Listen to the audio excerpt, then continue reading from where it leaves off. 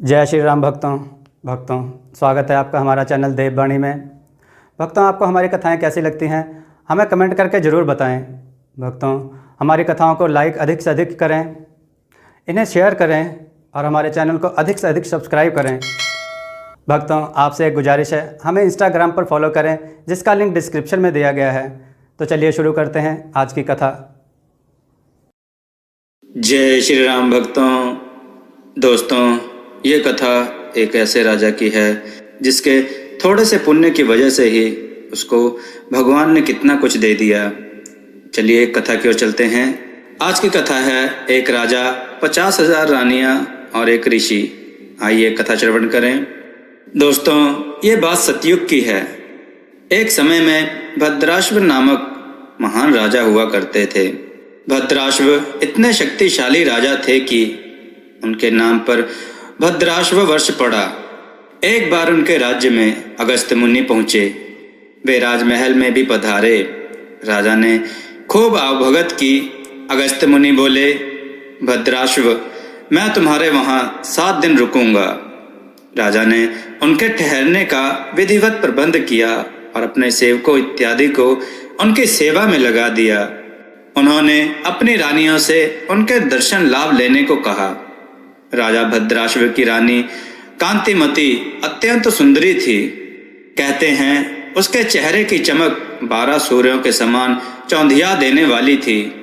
रानी कांतिमती के अलावा राजा के रनिवास में 50,000 अन्य रानियां भी थीं, पर कांतिमती की कोई बराबरी नहीं थी।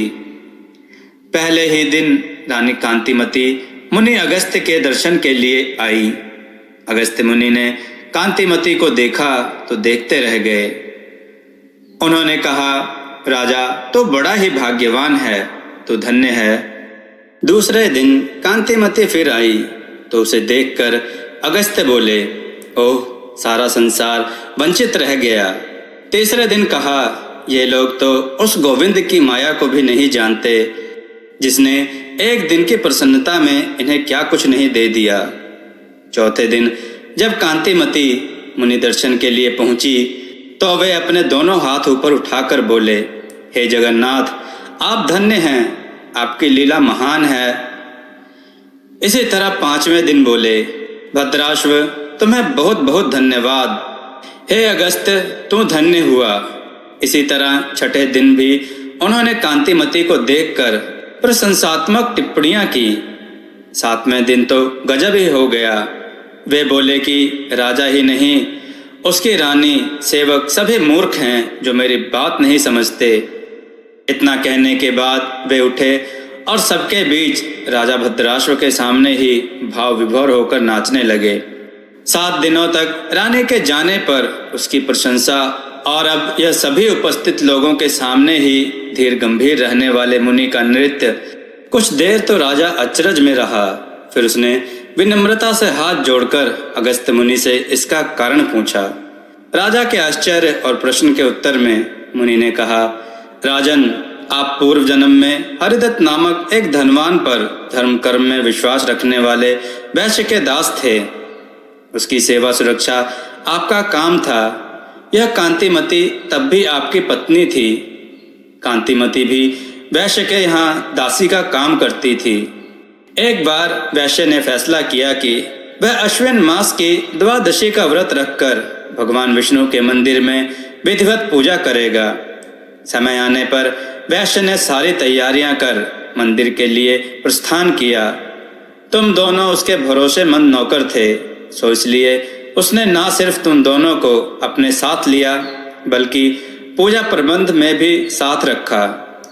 जब पूजा समाप्त हो गई और शाम को वैश्य घर लौटने लगा तो उसने तुम दोनों को जिम्मेदारी दी कि तुम लोग भगवान विष्णु के आगे जलाए दीपक को बुझने ना दोगे। तुम दोनों पति पत्नी ने रात भर दीपक के सामने बैठकर काटा। दीपक को एक क्षण के लिए भी बुझने ना दिया। जब तक पूरी तरह सवेरा ना हुआ ना उठे। तुम दोनों ने रक्षपाल की भूमिका बहुत ध्यानपूर्वक निभाई। बहुत काल बाद उम्र पूरी होने पर तुम दोनों थोड़े से ही अंतराल पर मृत्यु को प्राप्त हुए। राजा, तुम तो महान राजा प्रियव्रत के यहाँ पैदा हुए। राजकुमार बने और उस जन्म में दासी रही एक कांतिमती भी उस पुण्य के प्रताप से आज तुम्हारी रानी है। वह दीपक तो वैश्य का था, उसके यत्न और धन से जला था। तुमने तो बस उसको जलते रहने की देखरेख की थी। यदि केवल इतने से ही का पुण्य प्रताप यह फल दे सकता है, तो जो विष्णु मंदिर में स्वयं दीपक जलाएंगे उनको कितना पुण्य मिलेगा। इसलिए मैंने कहा था कि सब संसार इससे वंचित रह गया। सबको मूर्ख मैंने इसलिए कहा कि सब कुछ को देखते हुए भगवान विष्णु के दीपदान के महत्व को लोग नहीं जानते।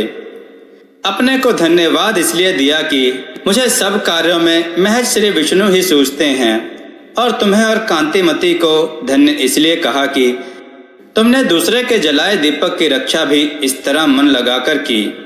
राजा भद्राश्व अगस्त का उत्तर सुनकर संतुष्ट हुए और उन्होंने अगस्त मुनि का धन्यवाद देते हुए कहा, मुनिवर कुछ दिन और रुकें और हमें उपदेश देकर जाएं। अगस्त मुनि ने भद्राश्व को शीघ्र ही योग्य पुत्र का पिता बनने का आशीर्वाद दिया और कहा कि कार्तिक पूर्णिमा के अवसर पर मुझे पुष्कर में उपस्थित होना है, इसलिए अब मैं वहां के लिए प्रस्थान करूंगा। ओम नमो नारायण। दोस्तों, दीपदान का महत्व हर युग में रहा है। हमारे विचार से पीपल के पेड़ के पास दीपक जलाने का महत्व भी उतना ही है जितना भगवान विष्णु के मंदिर में दीपदान का महत्व है। माता लक्ष्मी भी इस दीपदान से प्रसन्न होती हैं। उन सभी विष्णु भक्त श्रद्धालुओं पर माता लक्ष्मी अवश्य ही प्रसन्न होंगी यदि वे दीपदान शुद्ध तेल अथवा गाय के घी का करते हैं। दोनों दीपों का महत्व अलग अलग है। गाय का घी तो अमृत है जो देवताओं को पसंद है। दोस्तों, आपको यह कथा कैसी लगी? अपने विचार और सुझाव कमेंट में जरूर दें। हमारी कथाओं को लाइक करें, हमारे चैनल को सब्सक्राइब करना ना भूलें। हमारी कथाओं को शेयर जरूर करें जिससे लोगों को अच्छा ज्ञान प्राप्त हो। जय श्री राम भक्तों। जय श्री राम भक्तों, देववाणी की तरफ से आप सबका बहुत बहुत धन्यवाद कि आप सब ने हमारे चैनल को बहुत सहयोग दिया और हमारी वीडियो को बहुत पसंद किया, जिस वजह से हमें यूट्यूब की तरफ से ज्वाइन बटन का ऑप्शन मिला, जहां पर आप हमें ज्वाइन बटन पर क्लिक करके हमें ज्वाइन करें, जिसके लिए आपको 29 रुपये या 59 रुपये का चार्ज देना पड़ेगा। जो हमें ज्वाइन करेगा उन्हें हम कई तरह की सुविधाएं देंगे और उनके कमेंट्स का जवाब देंगे। यहाँ हम आपको कथा कहानियों के टिप्स भी देंगे और हम आपके सुझाव पर वीडियो बनाने की पूरी कोशिश करेंगे और हम आपका नाम वीडियो में ज़रूर लेंगे। धन्यवाद।